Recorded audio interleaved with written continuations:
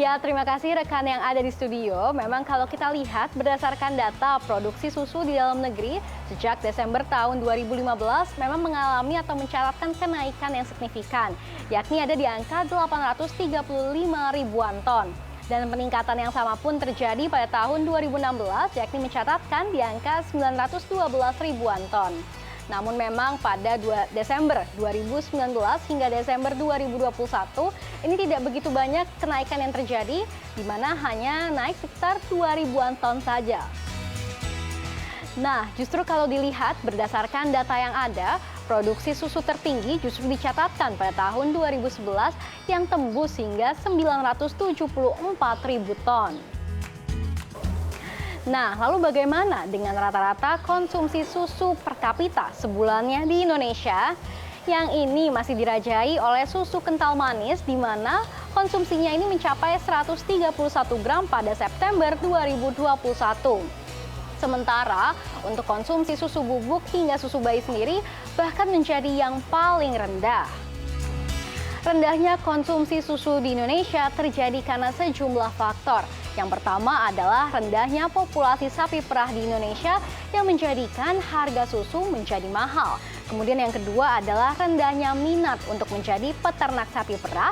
Yang ketiga adalah keterbatasan lahan untuk beternak sapi perah. Hingga banyaknya masyarakat yang mengidap gangguan intoleran terhadap laktosa. Ya pemirsa, dan untuk mengetahui bagaimana sih produksi sapi di dalam negeri secara langsung, saya sudah berkunjung nih ke salah satu peternakan sapi dan sudah bersama dengan Pak Rahmat selaku pengelola Eduwisata Kampung Sapi Cibugari. Halo Pak Rahmat, apa kabar? Alhamdulillah baik, Mbak Sania. Terima kasih waktunya untuk CNBC Indonesia, Pak. Oke, sama-sama. Bapak, ini saya melihat menarik sekali ya peternakan Bapak. Ini saya mau bertanya dong Pak, berapa sih jumlah sapi yang ada di sini dan berapa produksi susu sapi seharinya? Oke, kalau di kawasan Kampung Sapi Cibugari ini kurang lebihnya kita ada 60 ekor yang produktif, ditambah anak-anaknya kurang lebih ada 80 ekor. Oke. Nah, adapun produksi susunya Mbak Sania ya, kurang lebihnya itu satu hari karena dia juga fluktuatif ya, 300 sampai 400 liter per hari. Oke, baik. Lalu Pak, terkait dengan penjualan, ini rata-rata berapa sih penjualan perharinya Pak? Susu alhamdulillah sih kita perharinya bisa sampai di angka 400-an. 400 liter, iya. Perharinya. Karena apa? Susu sapi ini tidak boleh tersisa dari alam peternakannya. Oke. Dari kandang sapi. Jadi harus habis terjual satu hari atau tidak. Kita punya alat pendingin untuk menyimpannya. Oke, jadi apabila tidak terjual dalam hari itu, tapi diusahakan harus terjual. Betul. Kalau masih ada yang belum terjual, akan ditaruh di pendingin begitu ya Pak? Iya, ya? betul Mbak Sonia. Oke, baik. Lalu Pak, sebelumnya ini Kementerian Perindustrian sempat memberikan pernyataan bahwa produksi susu sapi di Indonesia dalam negeri ini hanya memenuhi 20% saja. Maka dari itu memang sisanya harus diimpor. Ini tanggapan Bapak terkait dengan hal ini bagaimana Pak?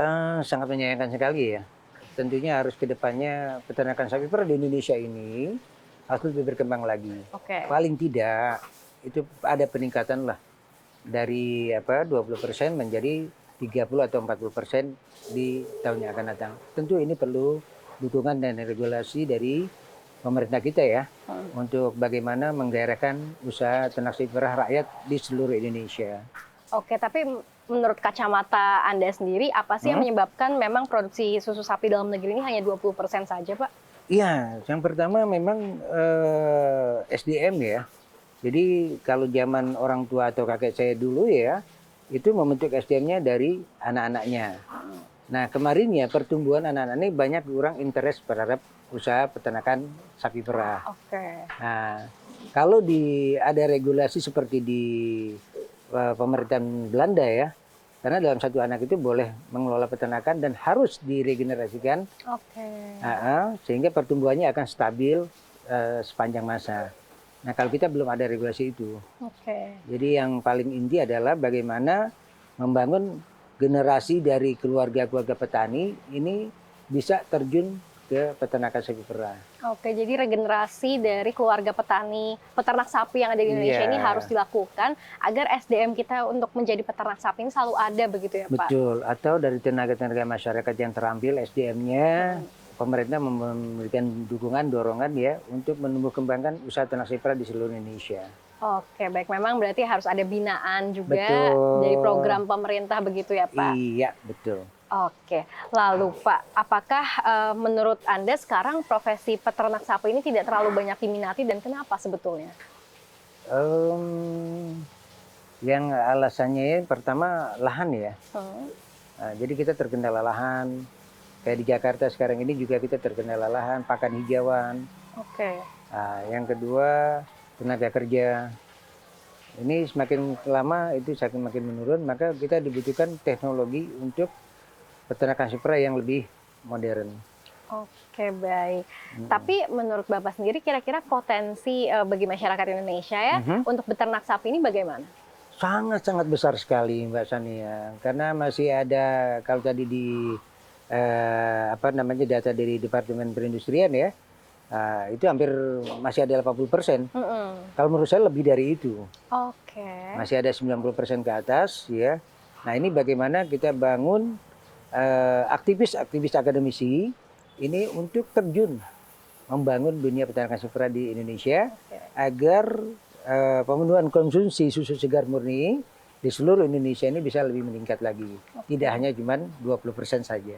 Betul, menarik memang. Jadi 90% tadi kalau menurut Bapak ya, ini masih bisa potensinya dimaksimalkan untuk masyarakat Indonesia ini beternak sapi ya, Pak? Sangat bisa. Sangat bisa. Jadi bagaimana kita mau berkarya, mau berusaha untuk membangun Indonesia ini lebih baik ke depannya.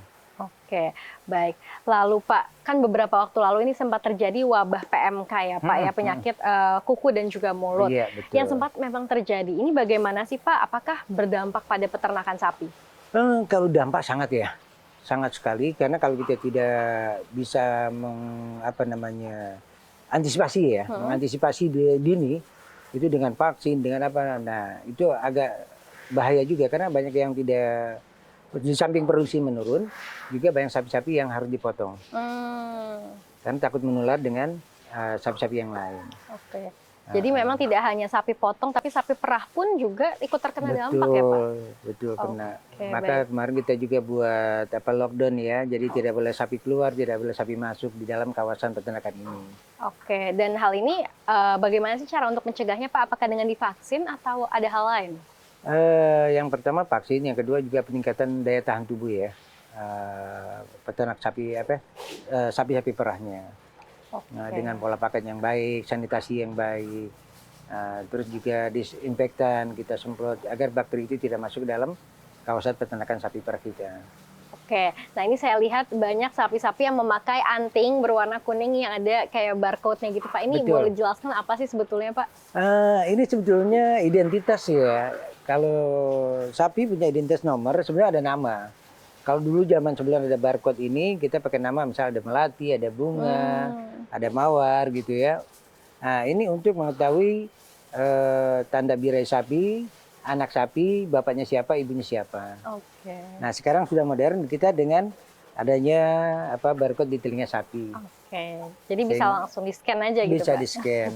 Nah ini udah divaksin belum? Nah di-scan nanti akan terdeteksi di Departemen Pertanian Republik Indonesia. Oke, baik. Lalu Pak, sebetulnya kendala apa saja nih dalam beternak sapi saat ini dan apa sih kiranya mungkin masukan dari Bapak ke pemerintah yang bisa membantu lagi peternak sapi di Indonesia? Iya, kendalanya seperti yang tadi saya katakan bahasanya ya. Tentunya yang pertama tenaga kerja, SDM-nya juga, kemudian lahan pakan hijauannya sudah semakin berkurang karena udah banyak lahan-lahan perumahan, ya.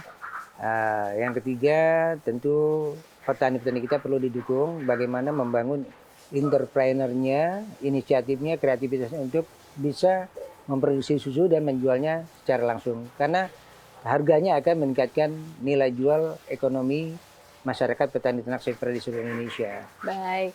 Oke, mungkin terakhir Pak, saat ini bagaimana sih proses distribusi dari peternak sapi ini yang susunya agar sampai ke masyarakat?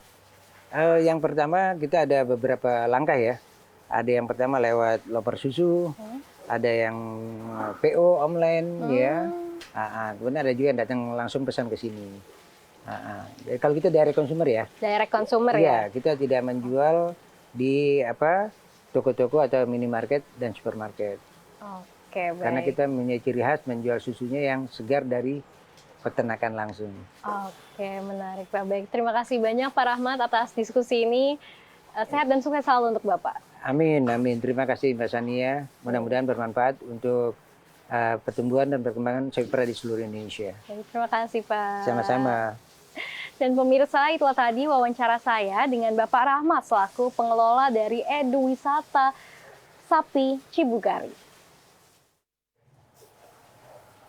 Ya, itulah yang menyebabkan mengapa bahan baku susu di Indonesia masih didominasi oleh impor. Dari Jakarta, Shania Latas dan juru kamera Iqbal, tim liputan CNBC Indonesia.